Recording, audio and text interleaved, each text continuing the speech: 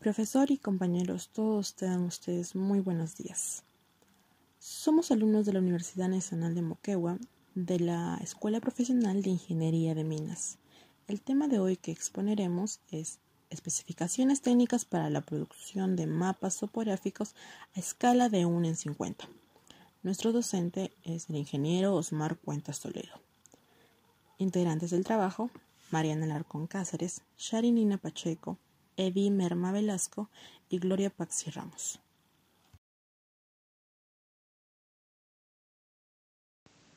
Bueno, con respecto al capítulo 1, tenemos que entender que estas especificaciones nos proporcionan reglas y requerimientos para el diseño y el contenido del mapa topográfico, en este caso un mapa de 1 en 50.000. Primero hablaremos de las unidades de medida. En este caso vamos a utilizar como unidad de medida el Sistema Métrico Internacional. Ahora hablaremos de la exactitud cartográfica. Comenzaremos hablando de la exactitud horizontal, la cual está definida como una concordancia de las posiciones trazadas de planimetría con su posición verdadera referente al datum horizontal vigente. En este caso, para el mapa topográfico de 1 en 50.000, no más del 10% de los accidentes planimétricos bien definidos del mapa tendrán un error de más de 0,3 milímetros, y para los mapas impresos, no más del 10% de los accidentes tendrán un error de 0,5 milímetros con respecto a la escala. En el caso de la exactitud vertical, está definida como la concordancia entre las elevaciones de posición observadas en el mapa y las elevaciones verdaderas referentes al datum vertical. Para mapas topográficos, en ese caso 1 en 50.000, no más del 10% de las elevaciones interpoladas deben ser mayores a un cuarto del intervalo básico de las curvas de nivel. Al revisar las elevaciones tomadas del mapa, el error vertical aparente puede disminuir, asumiendo un desplazamiento horizontal dentro del rango horizontal permitido. Bueno, con respecto al diseño, los límites máximos de trabajo son 558,80 milímetros por 723,90 milímetros, exceptuando las áreas que caen dentro de los 4 grados al norte y los 4 grados al sur, donde los límites máximos de trabajo este y oeste son aumentados a 559,80 milímetros. El tamaño del recorte se refiere a las dimensiones totales de las cuales el mapa es cortado luego de su impresión, bajo la prerrogativa de las agencias impresoras. El límite de recorte es 571,50 milímetros por 736,60 milímetros. Con respecto a las líneas marginales, podrían variar un poco dentro de la serie de los mapas. Acá tenemos una tabla que logra enumerar los tamaños de las líneas marginales normales y las latitudes en las cuales ocurren. Ahora hablaremos sobre las elipsoides, proyecciones y cuadrículas. El datum geodésico para la producción de mapas topográficos en la escala de 1 en 50.000 es World Geodesic System 1984. Se utilizan los siguientes parámetros. Una elipsoide utiliza World Geodesic System 1984, una proyección utiliza Universal Transversal Mercator y una cuadrícula Transversal Mercator. El posicionamiento y el trazado de la proyección y la cuadrícula es crucial para la preparación del mapa. Primero, las intersecciones de los paralelos y meridianos de la proyección debe ser trazado dentro de 0,15 milímetros de su posición calculada.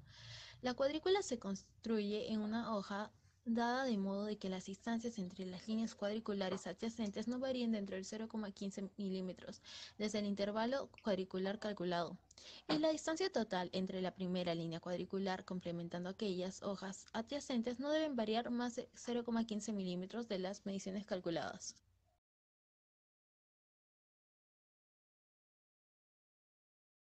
Capítulo 2. Compilación y separación de colores. Tenemos 11 ítems, las cuales vamos a desarrollar en las siguientes diapositivas. 1. Generalidades. Propósito. La compilación y separación de colores del contenido del mapa de acuerdo a las especificaciones técnicas del Instituto Geográfico Nacional. 2. Caminos, líneas férreas y datos afines. La clasificación de caminos está dada por superficies duras transitadas todo el año, superficies ligeras transitadas todo el año, superficies ligeras transitadas todo el año que son secos y buenos. También está dada por los caminos carrozables y por los caminos de herradura. De acuerdo Ahora pasamos a ancho de vías. Si esta es conocida, entonces decimos que 2 a más vías debe ser a 8.2 metros de ancho una carretera construida. Si es 2 vías, una carretera construida debe ser a 5.5 a 8.2 metros de ancho. Si es de una vía, de 2.5 a 5.5 metros de ancho. Si es una vía natural construida, debe ser de 1.5 a 2.5 metros de ancho. Si es una vía transitable construida, como mínimo debe tener 1.5 metros de ancho. Paulatinamente, seguidamente tenemos las troncales y calles y lugares, poblados, nombres de caminos. Esto es de acuerdo a la importancia vial. Por ejemplo, podemos tener la vía panamericana, las señales de ruta, destinos viales, sistemas de intercambio vial, puentes, y a continuación les voy a mostrar un ejemplo. Aquí tenemos caminos, superficies duras transitables, superficies sueltas, transitables, el tiempo. Ahí está la simbología, este es un rótulo, es un ejemplo. En ferrocarriles tenemos simples y múltiples, una vía se simboliza de esta forma. 3. Edificios y lugares poblados, la clasificación de lugares poblados. Esto es a la importancia que tiene los lugares o poblados. Ya derivan de la capital departamental. Empecemos por la capital república, que está dada por la primera importancia, la capital departamental, la capital provincial, la capital distrital, poblados y lugares.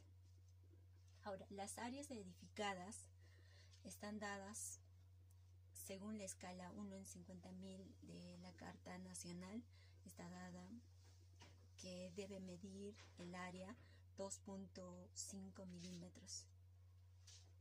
Los edificios importantes están dados por la importancia que éstas estén o que la construcción esté fuera de lo común. Pueden ser colegios, centros de posta, escuelas, centros históricos, tenemos chozas, zonas arqueológicas. Accidentes culturales y misceláneos. Objetos localizados y obstrucciones. Estaciones de bombeo y bombas de agua, tuberías, pozos, tanques, reservorios, líneas de transmisión de alta tensión, muros, cercas. Y a continuación les voy a mostrar un ejemplo de un rótulo de rasgos culturales misceláneos. Los puntos de control, la simbología, los edificios de iglesia, escuela, hospitales, cementerio, puentes, caminos, ferrocarriles, cota más alta, normal, nombre del área. El relieve, les voy a mencionar.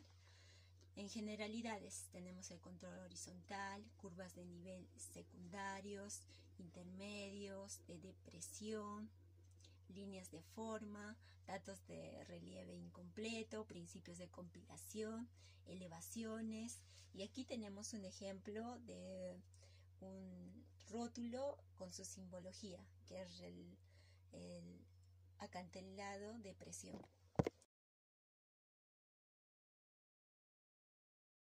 Profesor y compañeros, todos tengan ustedes muy buenos días. Continuando con el tema que nos tocó exponer para el día de hoy, les hablaré sobre el capítulo 3, generalidades. Aquí se toma en cuenta 5 puntos importantes, como es: primer punto, identificaciones del mapa; como segundo punto, interpretación del mapa y datos útiles; como tercero, otros datos marginales; como cuarto, requerimiento de lenguajes; y por último, diseño y ubicación. Empezando con el primer punto, se da lo que son identificaciones del mapa. Estos son detalles que aparecen en los márgenes. Estos son necesarios para poder identificar lo que es una hoja cartográfica. ¿Cuáles son estos detalles? Pues es nombre y escala de la serie, número de la serie, número de edición, nombre de la hoja, número de la hoja, número de inventario y por último diagrama de hoja adyacentes. Como segundo punto está la interpretación de mapas y datos útiles, pues estos son muy importantes para poder identificar lo que son los accidentes y evaluar lo que es una información del mapa, y como también poner en práctica o prácticamente el diseño estar correspondido a lo que fue diseñado. Estos puntos también se da como la clave de signos convencionales o leyenda, glosario, nota de escala y escala gráficas, unidad de elevaciones, nota de los intervalos de curvas de nivel, nota acerca del elipsoide, datos de proyección, cuadrícula y declinación, notas referentes al datum, guía de elevaciones, diagrama de límites, nota de relevo de responsabilidad, nota de vigencia del mapa, notas especiales, gráfico de convención de elevaciones, notas del segundo de latitud y longitud y por último nota de legibilidad bajo luz roja. Pasando al tercer punto, que son otros datos marginales, pues estos indican las instituciones cartográficas responsables por las varias etapas que pasa la preparación del mapa, como también se da detalle lo que es nota de publicación, nota de impresión, insignia del IGN, notas al usuario, notas del grado de restricción. Y luego pasando a lo que es un cuarto punto será el requerimiento de lenguajes. Bueno, esto es cuando requieren conventos institucionales de denominación cartográfica. Ahí ciertos detalles son traducidos, como se da lo que es la clave de símbolos y signos convencionales, unidad de medición, nota de los intervalos de curvas a nivel, información acerca de la cuadrícula y proyección. Y por último está el diseño y ubicación. Estos son requeridos y especificados en instituciones suplementarias de un proyecto. Esto se da cuando sean necesarios detalles de pequeña extensión superficial. También cuando los datos marginales no pueden ser reubicados efectivamente y el interior del mapa excluye extensas áreas de aguas abiertas, detalles seleccionados del margen. Bueno, pasando a otra diapositiva, pues aquí se da 8 puntos muy importantes. Como primer punto será el serie de los mapas, como segundo el número de la serie, otro número de edición, nombre de la hoja, número de la hoja, número de inventario, diagrama de hojas adyacentes y por último nombre de la ubicación geográfica. Y después se da lo que es la interpretación de mapas y marginales, que como se da 14 puntos, que primero sería clave de símbolos y signos convencionales, un glosario, nota de escala y escalas gráficas, unidades de elevaciones, notas cerca de los intervalos curvas a nivel, otros que son notas acerca del elipsoide, datos de proyecciones, cuadrículas y declinación, notas referenciales del datum, guía de elevaciones, diagrama de límites, nota de relevo de responsabilidades, notas de vigencia de mapas, notas especiales, notas de legibilidad bajo luz roja. Pasando se da otros datos marginales, que solo son 6, que será como nota de publicaciones, listado de reconocimientos, nota de impresiones, insignia de IGN, notas por el usuario del mapa y notas de grado de restricción. Y eso sería todo, gracias. Continuando con la exposición, pasamos al capítulo 4, impresión de mapas topográficos. Una impresión es aquel proceso donde se produce o reproduce textos e imágenes, generalmente, pero no siempre con tinta sobre papel. Estas impresiones pueden ser como procesos industriales en grandes cantidades o grandes tirajes, o por muy contrario, en pequeños tirajes y de poca cantidad. Estas impresiones dependen del método o la forma en las cuales se realicen, también del trabajo a los que apunten, pues hay varios sistemas de reproducción que se ajustan más o que sean más eficientes a cada tipo de trabajo. Existen diferentes tipos de impresión para los mapas topográficos, como son la litografía OSFET, la rotativa OSFET, la serigrafía, rotograbado, la flexografía, la sublimación y entre otros. En este caso vamos a hablar de la litografía OSFET, que es la que más se utiliza en el campo de la topografía. La litografía OSFET se basa en un sistema, una técnica de impresión que utiliza planchas de aluminio, hule y caucho. El primer paso es alimentar el papel. El segundo paso es humedecer el papel e insertar en ciertas partes, tratando de repeler el agua usando el sistema agua y aceite se repelen, para que el mapa no sea degradado fácilmente, tampoco se humedezca con el agua. Siguiente paso es aplicar la cinta, el cual está en los rollos entintadores. Consiguientemente esta tinta pasa a la mantilla y que la mantilla que mayormente es un rodillo de hule o caucho. Siguientemente conjuntamente con el cilindro de presión o de impresión, como ya la mantilla tiene los colores aplicados, se pasa a hacer ese proceso y las imágenes o letras se imprimen en el papel. Y así tenemos nuestra litografía OSFET. Continuamos con qué tipo de papel se usa para las impresiones tipográficas.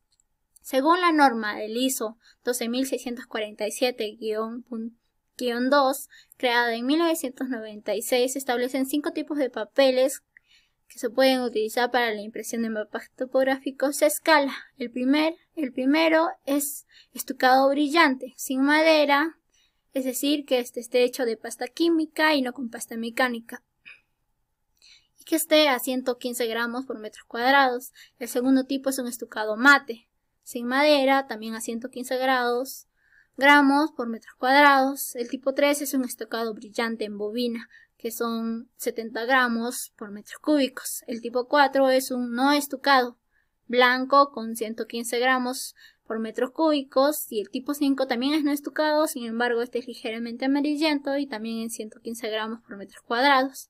Cada uno de estos papeles tienen coordenadas, tienen normas, colorímetras, que son el LAF, que vamos a explicar siguientemente en cuanto nos enfocamos a color. En el color hay diversas especificaciones en cuanto a los valores que deben tomar la densidad de las tintas, dependiendo a cada hoja. Para ello se utilizan las coordenadas colorímetras. LAF, luminosidad, L, A, que es coordenadas rojo, verde, B, coordenada amarillo y azul. Cuando observamos la coordenada número A, la A cuando es positiva significa que es rojo y cuando A es negativa significa que los colores se van más a verde. Cuando observamos las coordenadas B, amarillo y azul, cuando B es positivo se va más amarillo y cuando es negativo se va más azul.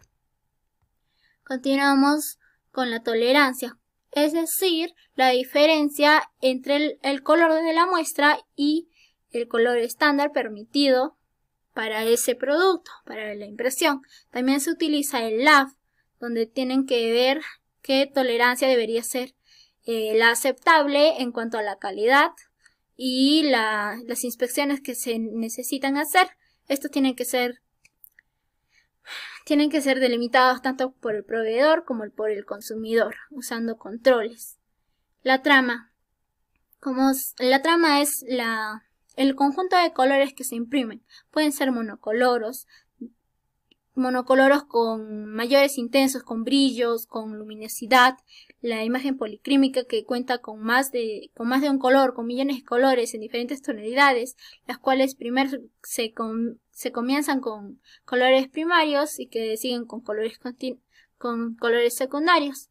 Esto se imprime también de acuerdo a tipos de ángulos y otras especificaciones. Y por último tenemos la resolución, es decir, a cuánto deben ser las letras, el grosor de las líneas, el color y demás.